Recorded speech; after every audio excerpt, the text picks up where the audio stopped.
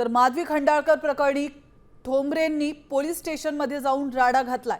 ठोंबरेंनी police स्टेशनमध्ये ठिय्या मांडून पोलिसांवर त्या चांगल्याच संतापल्यात। रुपाली ठोंबरे पाटील यांच्या बहिणीसह 4 जणांविरोधात खडक पोलीस स्टेशनमध्ये गुन्हा दाखल आहे। रुपाली पाटील खडक पोलीस स्टेशनमध्ये दाखल झालेल्या आहेत आणि तिथली ही दृश्य आपण पाहतोय।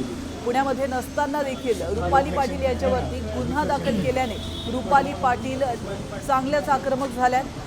रुपाली पाटील ठोंबरे आणि सीनियर पीआय यांच्यामध्ये शाब्दिक चकमक देखील झाली।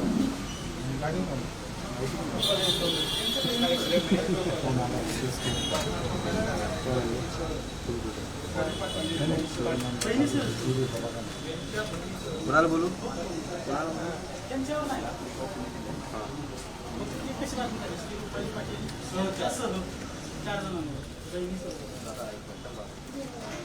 तर आपण या दृश्यांमध्ये पाहू शकतो माधवी खंडाळकर प्रकरणी ठोंबरेंनी पोलीस स्टेशनमध्ये जाऊन राडा घातल्याचं आपण पाहतोय। तिथली ही एक्सक्लुझिव्ह दृश्य तुम्ही साम टीव्हीच्या स्क्रीनवर पाहू शकता।